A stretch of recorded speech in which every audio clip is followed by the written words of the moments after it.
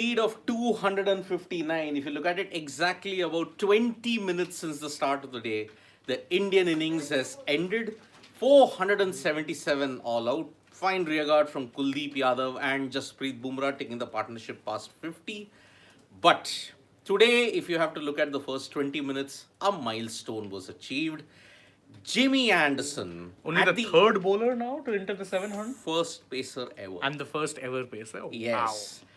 At the age of 41 years and 223 days, Jimmy Anderson becomes the first bowler to take 700 test wickets. His first 700th victim, Kuldeep Yadav, with an away swinger just outside of Kuldeep, pokes at it, and that's it. Ben Fowkes takes the catch, and Jimmy Anderson, welcome to the 700. I mean, words just can't describe how monumental this is. Especially when you look at the longevity he's had. I mean, for people of my generation, kids born in the 90s, we basically grew up with Jimmy Anderson. We've grown up. His pace bowling partners have retired. He hasn't retired. He's still fit as a fiddle. His coach retired 5 years ago, currently, Brendan McCullum.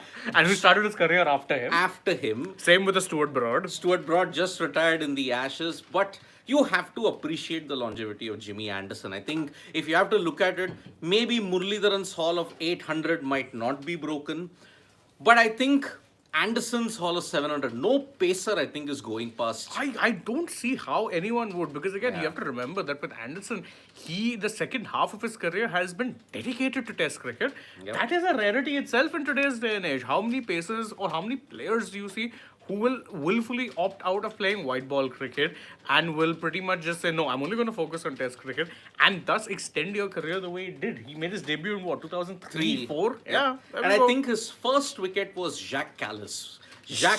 Or no, I think it was against Zimbabwe, if I'm not mistaken. I think his first wicket was, Mark Vermeulen at Lords. Mark Vermeulen at Lords all the way to Kuldeep Yadav at Dharamshala. That is how it has been a monumental journey. I mean, he now has 149 wickets against India, which is the most at this point. One of the few England bowlers to take 100 wickets in the Ashes against Australia. And basically, he's performed in most conditions. Sure, there is a criticism against him that yes, he is only performing when there are clouds, when the wicket is green. But hell, even to get wickets in that, you need tremendous skill. And James Anderson is as skillful a bowler as you can get. He's on the 6th tour of India, yeah. I mean, look at it. You think that is funny. Rahul Dravid retired a decade ago. VVS Lakshman retired a decade ago. Ganguly retired. Tendulkar retired. By the way, he's got Tendulkar out 9 times. Is also the most. So there's a special video that we will be doing celebrating Jimmy Anderson. I mean, you have to celebrate this guy's achievements. Yeah. Whether the Aussies may disagree about it because he's had a lot of verbal jousts with them. But man, oh man. A true legend in himself. And Absolutely. Shoaib Bashir, yet again showing his... Another 5-wicket haul. Yeah, but unfortunately he got hit for a lot of runs. I mean, 174 if I'm not mistaken. Yeah. But the last wicket was kind of dodgy. He took a lot of time to ensure that, okay, perhaps There's a little part of the foot behind, but I didn't see it. Like, or the 2-3 replays I saw, it didn't seem like there was any part behind. It seemed like there was some which was in the air, but not grounded. Yeah. And that's really where the technicality kicked in. Yep, indeed. So, unfortunately, if you look at it, see, the question is now, when will Jimmy Anderson retire? Because, see, he's only 9 away from the late, great Shane Warne. But his pace seems to be up. He was bowling consistently. In the late 130s, yeah, for a Yes. 40-odd-year-old, that's pretty good. That is awesome. And if you look at it, he's got 6 tests versus West Indies and Sri Lanka at home in this WTC cycle. I'm pretty sure he could nip Warnie's record there. Yeah, then he's got 3 in New Zealand and 3 in Pakistan. And by the way, at this age, he did brilliantly in Pakistan on those roads. Yeah, and also you have to remember, New Zealand would be very conducive, dare I say, to his kind of bowling. We hope so. Because again, smaller grounds, they do tend to produce green tops. Yeah. You'd think that would work very well. Just for them. ask the Aussies. I mean, they produced 2 green tops in Wellington and Christchurch, and boy, are New Zealand struggling at this point. But okay, credit to them in this second test match now. They have erased the deficit with Williamson and Latham looking in good touch indeed. So that is why Akash Bharat was asking, has Anderson gotten a 5-wicket everywhere? I don't think so. No. He doesn't have a 5-wicket haul in India. He doesn't have a 5-wicket haul in Bangladesh. He has them in Australia, if I'm not mistaken. He has won in Australia, and incidentally, where in a pink ball test test, match. of course. Yes, and he has a 5-wicket haul everywhere else, but he doesn't have it in Pakistan, India, Bangladesh, and UAE also. He doesn't have it there.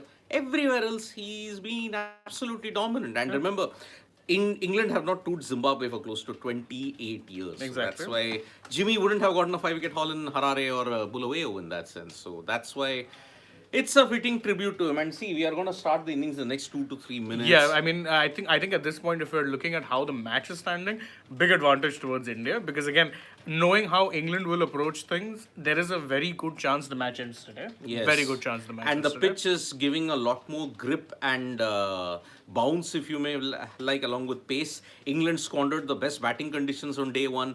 Today, if you have to look at it, it's tougher to bat. Yeah. And that's why with Kuldeep in top form, with Jaddu and Ashwin all waiting in the wings, it's going to be tough for England to battle out. I mean, 259-run lead.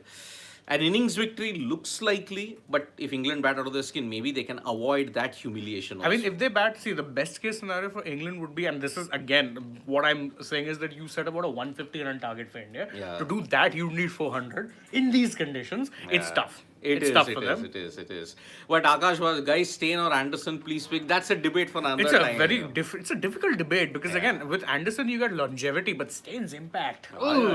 Next, and especially in Asia, Yeah. in conditions where he's not gotten success. I mean, if you look at for bowlers, pace bowlers, man, that guy had impact. So that's a debate for another time. It's like Ashwin versus Lyon, who's the best? It's like Stein versus Anderson. You'll have to dig out the numbers in that sense. So yeah, Anderson has now got most test wickets by an Indian, non-Indian fast bowler, going past Walsh. Oh, that's New. phenomenal. Yes. So we are about to see the innings begin at this point. So from me and Shane, it's bye-bye. We'll join you for the lunch break, but more videos are coming your way, especially a big tribute to Jimmy Anderson, the GOAT of pace bowling. So bye-bye, see you, and don't forget to download the Sports Talk mobile app.